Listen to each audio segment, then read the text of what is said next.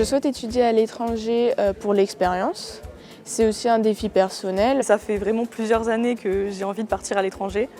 En fait, j'ai envie de découvrir comment c'est ailleurs, de voir les choses sous un autre angle peut-être. L'UVSQ propose des programmes de mobilité dans différents pays et surtout sur différents programmes de mobilité.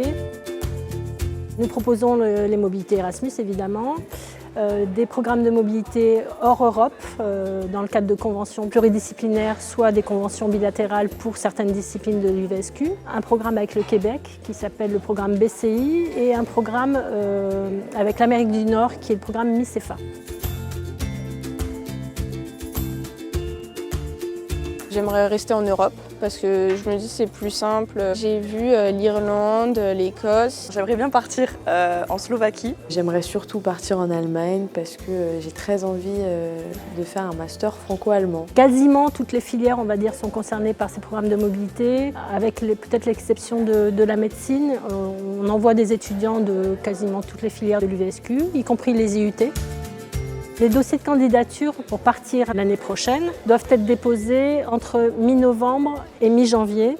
À l'exception du programme MICEFA, les dossiers sont à déposer pour début décembre.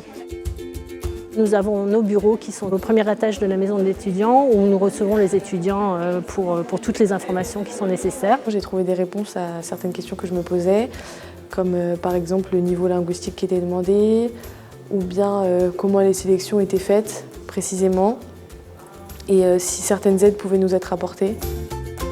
Concernant les retours des étudiants qui ont bénéficié d'un programme d'études à l'étranger, en général, ils sont toujours positifs. On a eu cette période de Covid qui a été un peu compliquée et la mobilité est fortement repartie en 2021-2022. Nous avons vraiment eu des flux de mobilité très importants, plus importants même qu'en 2019. Ça a un tout petit peu baissé en 2022-2023, mais on reste quand même sur des flux aux environs de 200 étudiants pour l'année universitaire.